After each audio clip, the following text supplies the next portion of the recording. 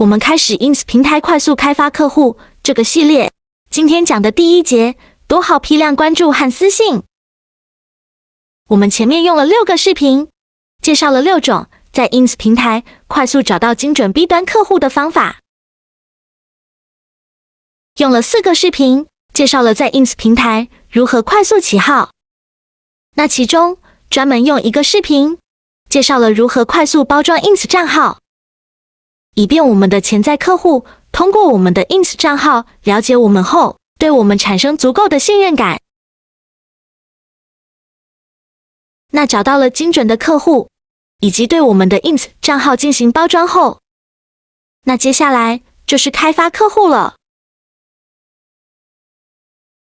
关注和私信这种开发客户的方法，是目前在 Ins 平台是最主流的一种。那这期视频我们通过以下5点，详细介绍今天的内容。第一点，针对 B 端客户开发与 C 端客户开发，现阶段效果比较好的开发策略有2种。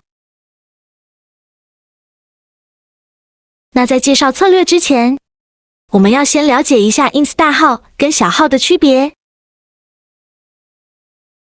我们前面的视频讲到了 Ins 账号的包装，主要的目的是把它包装成大号。像我们的这个 Ins 账号，里面的帖子、粉丝都是比较少，还有跟用户的互动也不活跃。这种号我们称为小号。那如果我们的 Ins 账号其中粉丝和帖子数量多，帖子点赞、评论比较活跃，我们称为 Ins 主号或大号。那如果我们分别使用这2个号去跟客户聊单，哪一个号的成单率会高一些呢？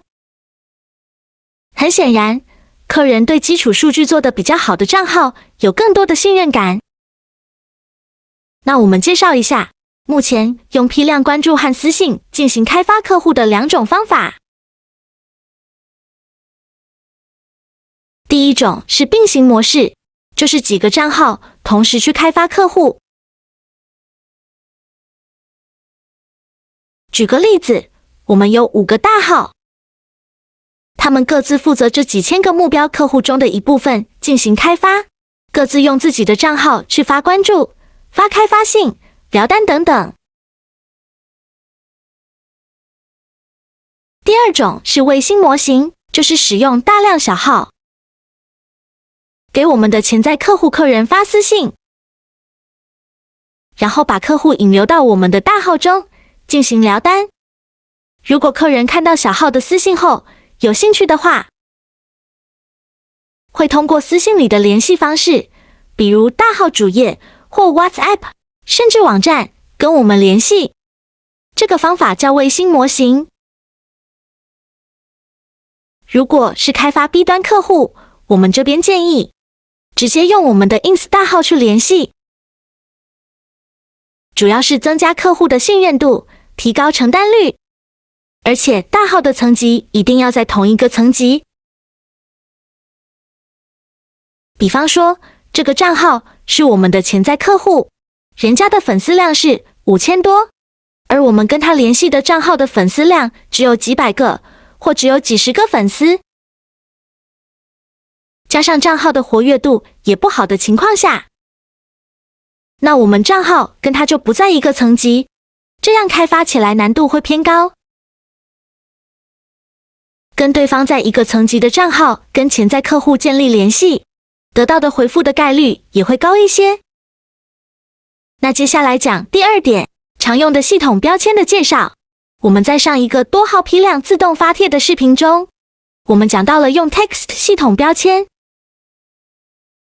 那今天我们来详细的介绍其他一些常用的系统标签。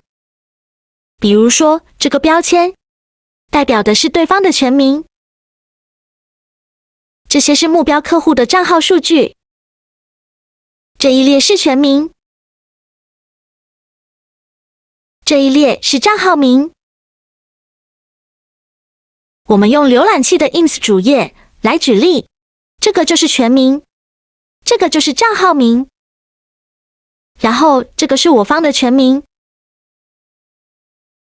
比如说，我们使用这个账号去给对方发信息，那这个就是我方的账号名，这个就是我方的全名。然后这个系统标签，它代表的是随机生成3个大写或小写字母。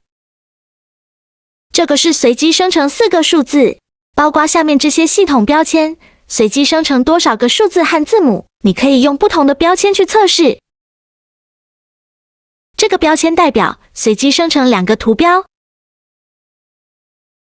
那私信、帖子或评论内容为什么要用这些标签？主要是为了保证软件生成每条私信、帖子或评论内容都不一样，从而规避 ins 的风控。如果在 ins 平台上发大量相同的内容，很容易导致 ins 对我们账号进行风控。还有一个目的就是内容个性化。假设每一条私信内容，我们都可以把对方名字叫出来，这样就让对方感觉有亲切感，快速拉近我们跟客户的距离。那接下来讲一下第3点 ，ins 平台的开发性的写法。那如果是针对 B 端客户开发，那我们建议不要第一条私信就写我们的产品推销内容，这样显得比较冒昧。一般来说，开发 B 端客户是一场比较漫长的拉锯战，不太可能说通过2-3条私信就能够敲定一个订单啊。一般是我们一条招呼私信发过去，对方收到信息后不会马上回复，他会先点开我们的主页，看你是做什么的，对我们要做一个背调，再决定要不要回复信息。所以说，我们不能太冒昧了，不要急于求成。我们一般先打个招呼，比如这种招呼的方式容易拉近跟对方的距离。比方说，打招呼的内容中要表明我是谁，我喜欢你的发布的哪个帖子，或者是我们有一个共同朋友，随便说出他关注中的一个用户名字。那样的话，给双方创造一个共同的话题，容易得到对方的回复。之后，我们可以再聊起产品之类的话题，水到渠成。如果说使用大量的小号去批量群发私信，去做 C 端客户的开发，而且小号不想回复私信，那私信内容可以使用这种，里面含联系方式，目的是引流到我们的目标大号，或引流到我们的第3方聊天软件。接着，我们讲第4点，批量关注和私信的参数设置。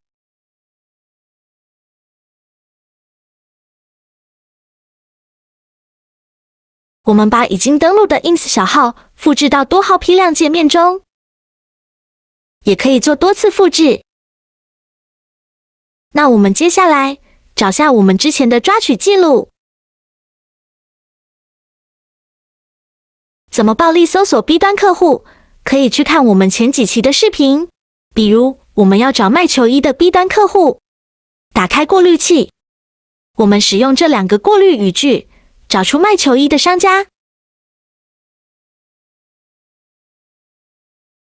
目标账号里的内容支持2种格式，第一种是纯账号名的形式，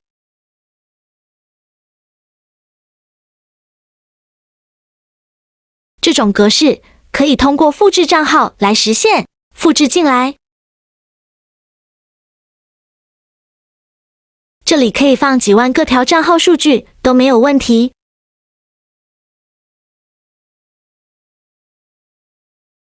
那第2种格式是账号数据的格式，可以通过这里导出账号数据。我们推荐使用这种账号数据格式。我们看一下这种格式，它有3列，第1列是账号 PK， 第2列是账号名，第3列是全名。这2种格式允许混合使用。那我们为了测一下私信的效果，我们假设这个小号是我们的目标客户，那我们复制账号名，放在第2行，待会儿测试收到私信的效果。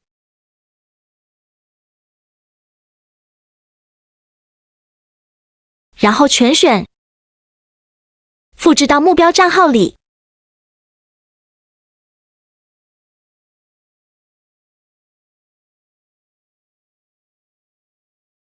这个关注和私信选项2选1，或者2个都选都可以，但至少要选一个。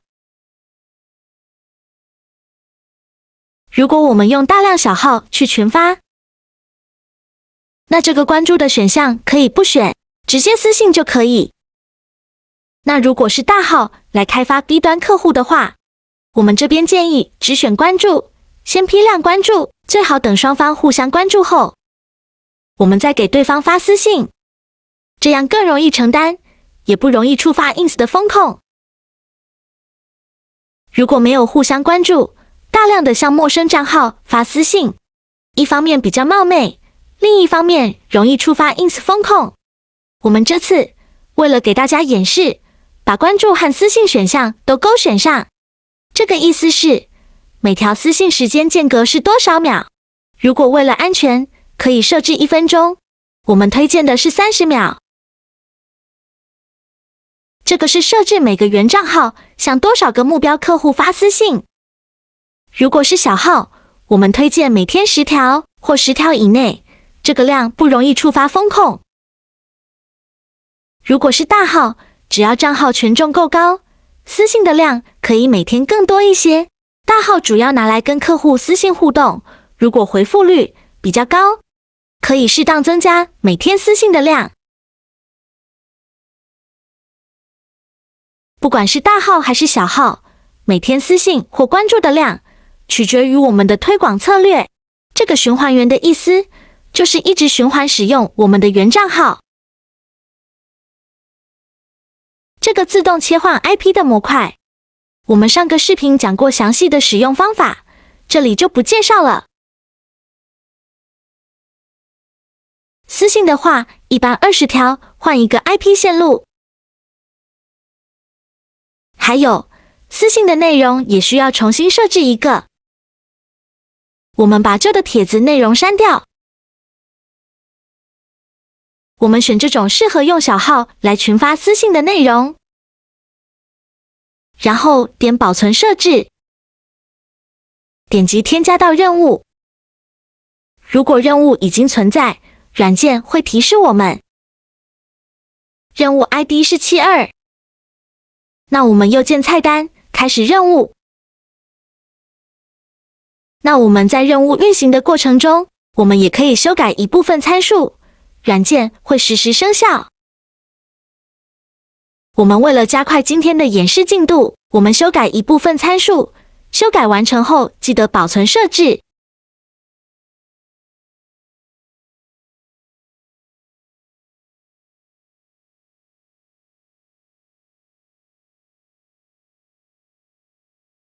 如果是生产环境，我们耐心等待任务完成就可以。今天批量关注和私信就演示到这里，我们把任务停掉。刚才已经发了2个原账号，那目标客人发了3个，也就是发了3条私信。我们来查看下。刚才假设是目标客户的这个小号，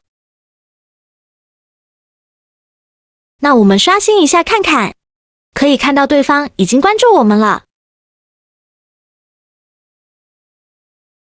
我们只要给目标客户点关注或者是私信，对方他的手机端都会弹出一条关注或者私信的信息通知。